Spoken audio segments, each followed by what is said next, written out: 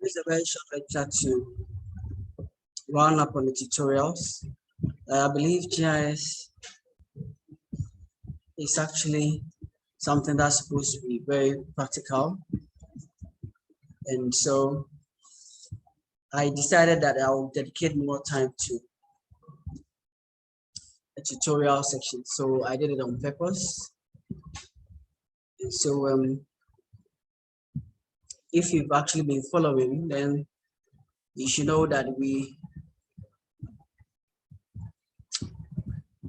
are being very, very kind of IT centric. We're using a lot of the software, and you click, but we should be able to relate all that with the theory and then the practice. So since we're making use of vector data, and so far we've also made use of raster data. When you're asked to talk about the raster model, it should be apparent to you. For example, when you're downloading the data, when you have your shape file, maybe 5 kilobytes, you have points, a few points, just 5 kilobytes. When you look at the image that is shared with you and look at the size, you can almost do a comparison between the raster and the vector in terms of storage. Okay, how much memory, okay, do the two take comparatively, like comparing the two systems. So we want to continue today. The focus is on excuse me, multi-criteria overlay. Okay, so you can call it size selection, you can call it suitability analysis, depends on what you want to call it. But we want to actually do some sort of weighted overlay analysis where there are weights attached. So I want to select a location based on certain factors. Okay, so I want the location that I'll select to be a certain distance, from a river, or a certain distance from the road. Okay, so let's assume you were actually deciding on a place to put up a new structure, and then you wanted to know, okay, so where should we put it? Okay, before we even start thinking about putting profiling boards and doing the actual engineering, the building, we may want to look at a criteria. And most of the time, it's not just one factor that determines a decision, as to where you should put up a structure. But then there are several, but most of the factors are actually based on distances and proximity, and you know what I'm saying, like how near a particular the location of interest, how near it is to certain place, another place. So we are going to go through the material that I shared with you. So where is it?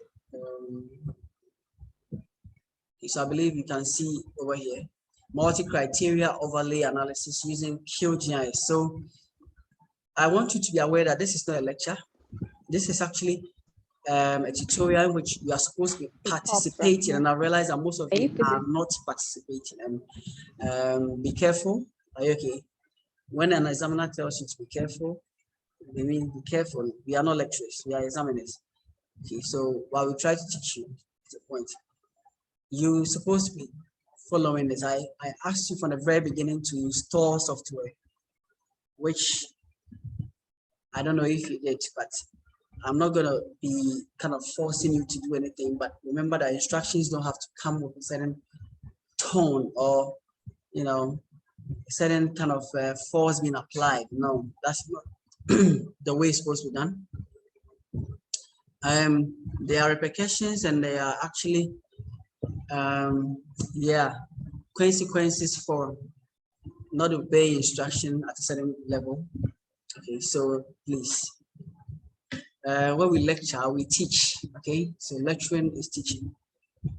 You're supposed to be participating in this. I will not say that, of course, this is the last lecture.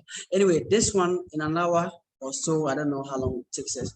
but I wish we could just get it done and just say goodbye. But for those who are following along, fair enough. Those who are just watching, just keep watching it. If I get a comment from the class that, oh, say I'm doing it as well and I'm just stuck somewhere, I have all the time for you. But obviously, I see that most of you are not really following it. Yeah, the one that I could ask you a question on this, whatever we are doing practically.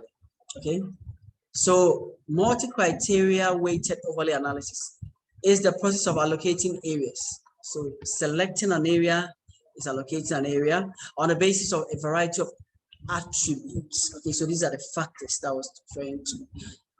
Okay, that the selected area should process. Are you okay? So that's the whole idea. You need to have a set of data on particular features, and then you want to now say, okay, if this is my real road, this is my road, actual road, these are buildings. Okay, put me in the places that I'm not too far from a railway, but then I'm a certain distance from the buildings. So the criteria has to be set in the software. Okay, so let's go back to QGIS.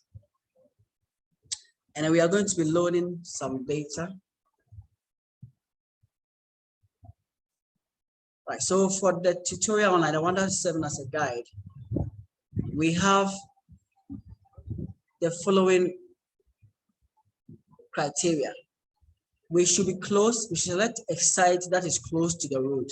Okay, so where there are roads, then we want to be close to the road. Most of the time, you want to be close to the road because you want to quickly access or quickly move away. It's always good to get sites that are close to the road so that you can quickly drive out and get to other places. Away from water bodies, sometimes you want to be close to water bodies, sometimes you don't. So it depends on the project, whatever you are doing. You may want to be close to a road or not. Not in a protected region, we are not using that data set. Okay, so if you follow in, I want you to open your QGIS and go to Explorer and look for the data sets that we are using. So I think I sent you a folder called CV Ontario, which contains 3 sets of data, or is it 4? I think 4. Yeah, we have bounds, then we have lake, then we have pine tree, okay, then we have river.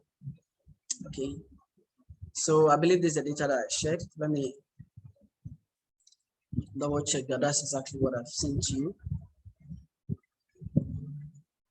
I also sent you a DM, so we need to make sure that they are all for the same locations. Very important.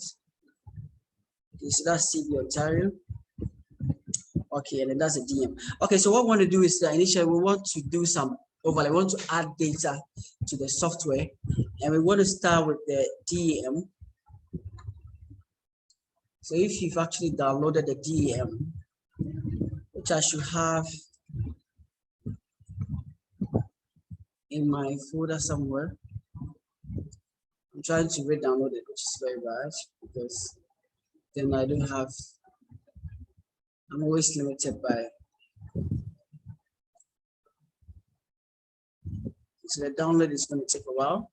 Why would a DEM take so long to download? It's a question, can be an exam question. Okay, and what would be your answer? Miguel, why would a DEM take so long to download? If you have such an exam question, how would you answer it? Yeah, probably because of the connectivity.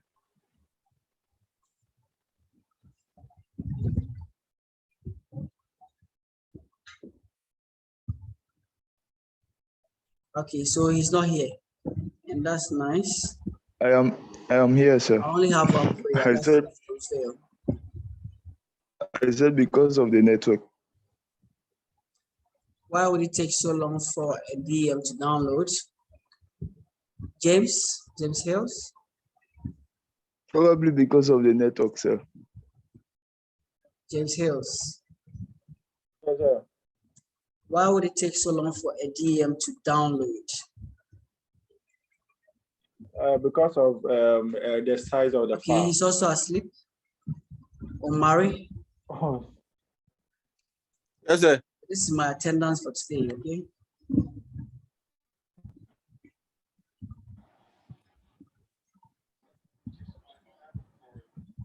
Why does it take so long compared to a shapefile to download a DEM? Okay, you are talking. Okay. You are. Yes. Miguel. My volume was down. Sorry about that. That's good.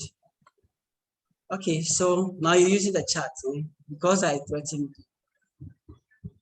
Okay. All right. So it's sorted now. I can hear you. Why would it take a longer time for you to download a DEM as compared to a shapefile? So I think because of the size of the file Why is and this? the network The connectivity. real question is to get into find why is this one bigger than the other? It contains more data than the Why other one. does it contain more data? So you see, you need to go deeper. Hmm? Yes, Go sir. deeper than that. Yes. Why? Why does it take a longer time to download a DEM? Okay, at least you tried. Yes, the size, but really the answer is wrong. At a university level, the answer is wrong. It doesn't explain anything. Are you okay? Yes, sir. Cetrana. Okay, I'm going to take attendance early today. So I have 8 Yes. I have 8 people. 8 people, but I don't see them.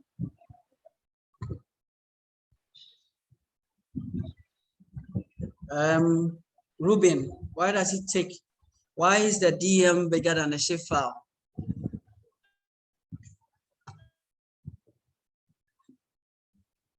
So before a lecture, you should prepare for it.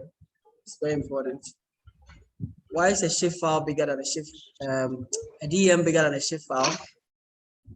George.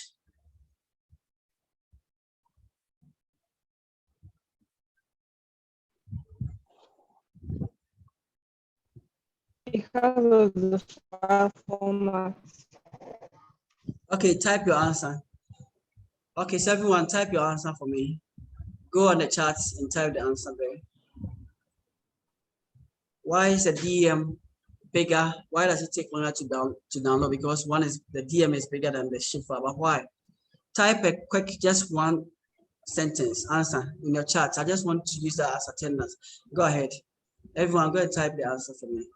Why does it take longer to download the DM? Why is it bigger than the shapefile? So put it in the chat. I'm waiting. Once you are done, I'll just start and I'll continue from where I am.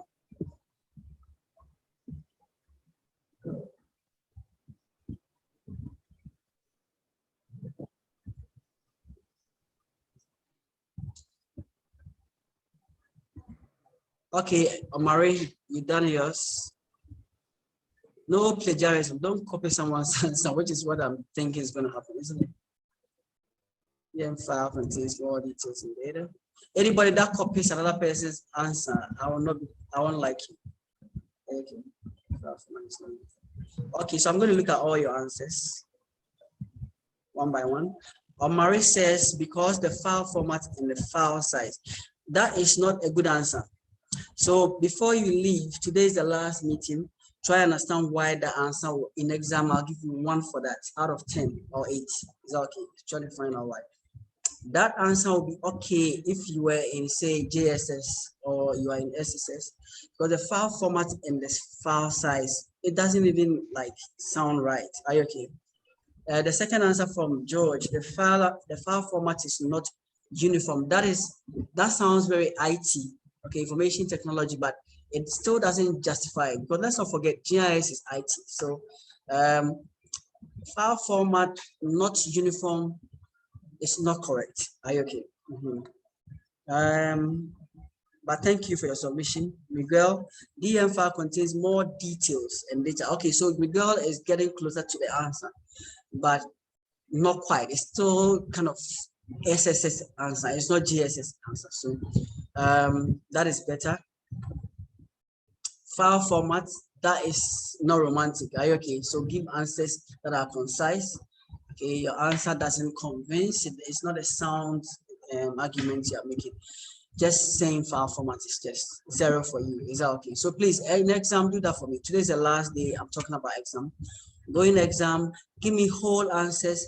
Give me answers that you yourself know are correct, and then we can all move from there. The reason why, or the reason, okay, Imbano says because the file is large and it has more information. That is also quite incorrect.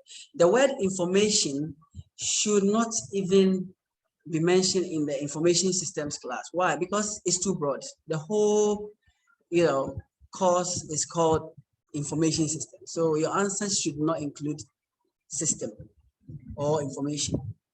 You should go deeper. Are you okay? So the answers given are quite shallow in terms of meaning. The real reason why the DEM takes more space in memory is because an area is divided into square grid cells. This is the raster model. Are you okay? So on your screen, you see the DEM being displayed. DEM stands for Digital Elevation Model. Digital Elevation Model. And we've touched on that when we actually dealt with visibility line of sight analysis. Okay, under surfaces, we tagged on the fact that we can actually determine where areas that are visible, and we can use that concept to actually, determine where we can have coverage for telecommunication network. So this is something we've dealt with, but you see, during the lecture, what you want to do is you take a pen and write down. I'm talking about it this way because I've been talking about it for like 10 years. I don't know, like for years, I've been talking about this. So it's in my head naturally. But for you, for some of you, it's the first time you're hearing it, write it down. Okay, this is the news. Are you okay? For some of you. So please, these answers should be a warning to all of you. All right. The DEM is what you are seeing on the screen. Okay. It's simply squares. But these squares have been given values. It's a certain part of the earth that has been captured or been modeled using the raster data model concept and idea. And so every square then records a particular value. Now, how do you see the values? You see the values by simply picking on the information tool. So maybe today we are learning about the information tool, or maybe we've already learned about it. It's up here. This icon is I for information. And you simply click it, and then you click on the image. And then on the right-hand side, you have the results, or you will have the results somewhere. It will pop up, depending on your setup. You have it, as a panel. So down here, you see I have DEM, that I have value. Now, as I click around, if you look on the bottom right here, you'll be seeing what the numbers are changing. Okay, so I know I don't get a lot of feedback from you, but I'm going to indicate the area where so look here. Okay, if you look right down in the corner, you will see that this value is actually changing. So let me go again. So if you look there, as I click the black areas where the color values are actually approaching a higher value or a lower value. I don't know. Let's see. The whiter areas have larger values compared to the black areas. Okay, so this is what we call the grayscale. Okay, scale is scale. Okay, at this level, let's all understand that we can actually have different color, scales on which we measure. So we can have lighter green to darker green. Then we can have lighter red to more intense red. deeper red, if you like. Okay, so the grayscale varies from pure white to pure black. So for example, we don't the gray areas. So sometimes when people are talking, they say the gray areas. So let's understand the raster data and how they look like and how they are used in reality, in practice. So you are looking at it right now. You have sent you the DM, so you can try it yourself and do it. I just dragged it in, okay? And I'm expecting you to be able to do that. Okay, so that's the DM. Now, a few things you can do the DM immediately is to just visualize how the surface looks like. Why are we talking about that? Surfaces. We talk about surfaces because surfaces are actually phenomenon that have value at every point across their extent. We have dealt with this. Now, so since every point on this data set seems to have a value, for which reason we have a very large size, we can actually quickly create a hillshade, for example. So a hillshade mimics a scene, okay, in which you have the sun coming from an imaginary sun, you know, illuminating the surface. So I'm just going to generate a hillshade by simply click running, just hillshade, and then I'm going to run. And then when I do that, you can see that now I'm having a visualization of how the ground looks like. Okay, so this is nowhere in the Middle East. It's nowhere around Afghanistan or maybe the Himalayas or like the Kapi Mountains. These are just areas which are just quite mountainous. It's a hilly district. Okay, but it's not extreme in terms of the variation in height. Okay, so the variation in height between this point here and then up here, so this 245 and that's 175. So you can imagine that I can walk up here. Okay, you can literally see we are looking at a solid. So that is called actually visualization, which we didn't do it in this course. We're able to generate such services. Let's see what else. So I'm in the raster menu, and then I came to analysis, and I was able to do a hill shape based on the DEM. So this is a basic practical on surfaces that we are doing. We will come to the main tutorial. Someone is thinking, oh, but that's not what you said that we're going to do. But I have to do this one too. So the title for this YouTube video is going to be, you know, 3D surface and what do we call it? The multi-criteria overlay analysis. Okay, so now let's try and visualize an aspect. Okay, well, let's go for a slope. So slope, it's as simple as just choosing it. Okay, the surface, so the input layer, so slope, then the dialog box appears. Then you choose the input layer, a DEM, and not the hillshade, but the hillshade is already modified. And that's it. We need to now click run, and we are good. There are several options. Ratio of vertical units to horizontal gives you an indication of what we call the vertical exaggeration, which actually makes the area look more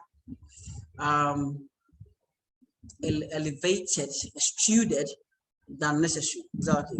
Okay, so let's quickly run the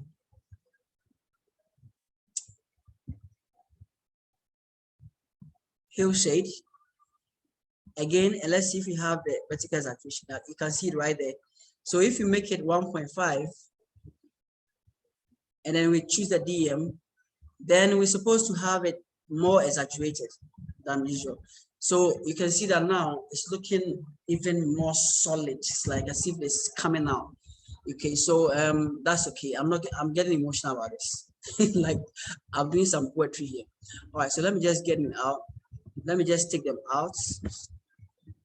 That's not why we are here. I just thought this is important to show you. Now let's do a slope analysis. Slope, we do the aspect soon, quickly. Okay, so we put a DM and then we simply go for, it's telling us the ratio of vertical units to horizontal. Okay, so here, yeah, vertical exaggeration being taken care of. So if you run that, we get a new surface. In this new surface, now watch the bottom right again. You'll be seeing values that indicate how steep the slope is. Obviously, these values are looking more like the degree, are you okay, of inclination of a slope. Are you okay? So it's as if we are actually looking at the angle at which the slope is tilted above the horizontal plane. All right. So 28, 37, darker areas. Now we have 1. See, so 1.8. So literally the values are ranging from 0 to somewhere 90. Okay, that makes sense. Okay, so slope, degree, that makes sense to me. That makes sense to every engineer as well. So that's a slope surface. Is okay. We talked about it in theory. You are looking at it in reality. And so you are ready for every question that you are asked in examination. You are fully prepared. Let's go for the aspect. So we said the aspect is the direction in which the slope is facing. What does it mean?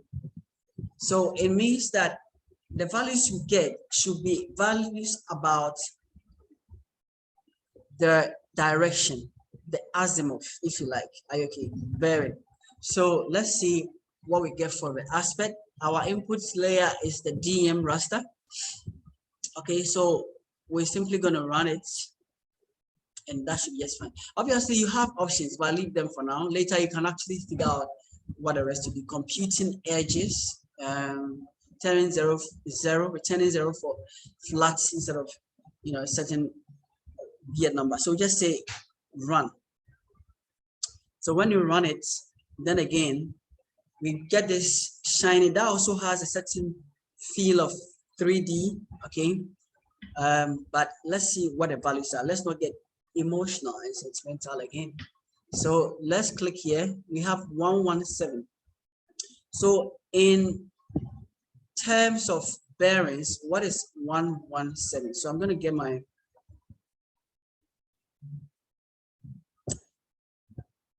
drawing tools, my annotation tools. I'm going to draw a line. Okay, so I click somewhere here. I remember where I clicked. So let me actually draw. And I don't know where you clicked. So I told you that you're supposed to be part of this lecture. I clicked around a place like that. Let me draw a line. What am I doing? I'm trying to just construct something to prove that 117 kind of makes sense. Are you okay? Let's see if I can get it the way I want it. So let's assume I put the cardinal points like so. Okay. When the Zoom session ends, we'll come back with the same link, and hopefully, like I said, this lecture shouldn't take longer than I wish it does. Okay, so now what are we saying? Which direction is the slope facing? Okay, so I'm simply going to say that it's facing, without looking at anything at all, this side of the slope or of the hilly area is pointing in this direction. Okay, all right. Now, what is that bearing? That bearing is 90 plus a bit.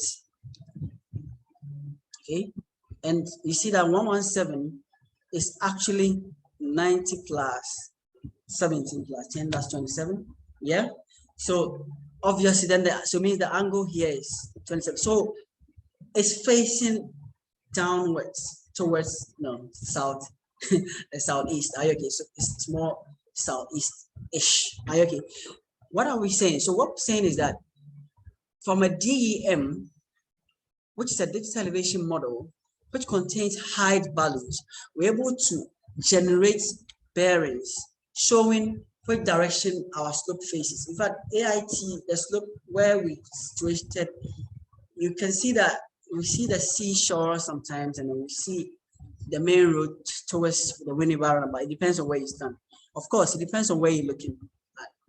So let's appreciate bearings. Let's appreciate bearings. Okay, guys, that's it. I think enough on that. Let's go to our main tutorial for today. So I'm going to load in some data sets. I want to get rid of all this. And I'm sure you should do the same. All of you that are actually following this tutorial, which I know most of you probably are not, for which you may probably be punished for in the future. Anyway, let's carry on.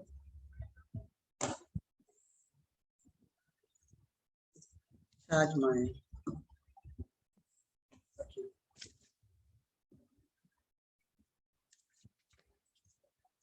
okay, so let's look here. A few things before we go. The DEM, okay, in the panel, in the layers panel, can right click it. Before you even right click it, look at this 149.2647. Okay, these are the values of the square. So in theory, in the lecture, what I did was that I drew squares, a lot of squares, and I was telling you that it's not easy to even teach that because I need to draw a lot of squares. Okay, and so, but in reality, what we are looking at, this image is made up of tiny squares, millions of them. Okay, if you actually try to work out a dimension of it. Now right click it and go to properties. Okay, so right click, properties.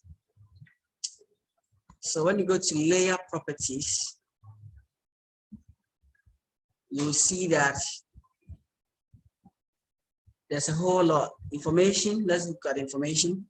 Here, so the name is DM, the path, the directory is shown. We have CRS, coordinate reference system. We've talked about all this, so I think we are used to this. Okay, so that's it. You can also have a histogram, which of course we haven't completed a histogram yet, which indicates the value, the way it's being distributed. So it tells you that this is purely data set, okay, that we are working with. Not really a picture, not really a kind of mountainous, the feelings that you are getting wherever you may be and, whatever you may be doing right now. It's important for you to realize that these are numbers. They are numbers. The largest number is 2647. So you can see that going all the way to the right, there are only a few values that fall there. They almost seem normally distributed. We are yet to even figure out that in terms of probability. So yeah, symbology, we are displaying a grayscale, single band grayscale, but we can actually, show it in a different color scale. This is called a color run. You can use some colors if you want to impress someone, or I don't know why would you want to do that. So you can see that clearly the same data set looks a bit different, but it's just an assignment. We just symbolizing, we just calling it something, but deep within, these are elevation values. Okay. All right. So what we want to do is to now bring the data sets, in the Ontario folder. So by now you've unzipped the Ontario folder, and then you do have, a couple of files in there. We have learned what a shift file is and the composition is. We grab the shift file and we drag it onto our data set. And we are going to check the coordinate reference system, very important. So we are using 2690 for the bounds, which is inside that. And we're using 2690 for the DEM. Now this is very, very important. What is 2690 EPSG code? Are you okay? 26910. I'm not going to talk about coordinate systems, but it is a projected coordinate system. Now, if you are hearing me, or if you're under the sound of my voice, I hear people say that if I didn't get it right, then you need to understand what a projected coordinate system is. If you don't, then I think you need to ask yourself a few questions. So map projections, coordinate reference systems, they are all synonymous. The two are synonymous. Okay. So EPSG 26, I'm actually doing a search for all of us. 2690910. Yes. 26910. When you actually hover your cursor over the layer, you get a 910. Okay. So I'm going to take you to my Chrome and tell you and show you what the results are. EPSG 26910 is the NAD North American Datum 83 UTM Zone 10. Okay, map projection. So the NAD 83 is a spheroid, and then the UTM Zone 10 is what we learned in class, universal transverse Mercator. Okay, remember we've learned that, and then how we're able to, the advantages and properties of this coordinate system. So projector is a projector coordinate system for North America between 126 west and 120 west. Okay, so basically that is the information about this coordinate system. We're going back to our QGIS. Why am I so particular about having the same coordinate system? We are, excuse me to say, we cannot teach a class in which part of the class understand French and part of the class understand English, and then you finish and you try to assess them. It won't work. We need to use the same framework, so a coordinate framework. Are you okay? So a geodetic framework, if you like, and we need to work within a certain bound in English. And so this boundary I've created myself, and it will be used in our analysis. Let's bring in all the other data sets. So we go for lake. Okay, so this one is my own lake that I've actually created.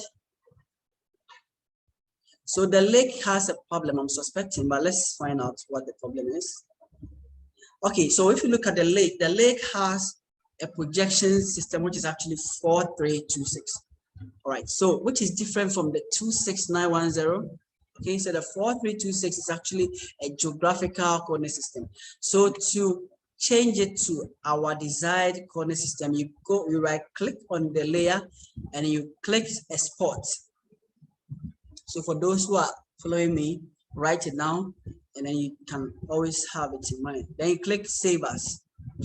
Then you go to that same folder, the Ontario folder, which for me is on my desktop. CB Ontario, and I want to call it Lake UTM. So the question that comes up always in the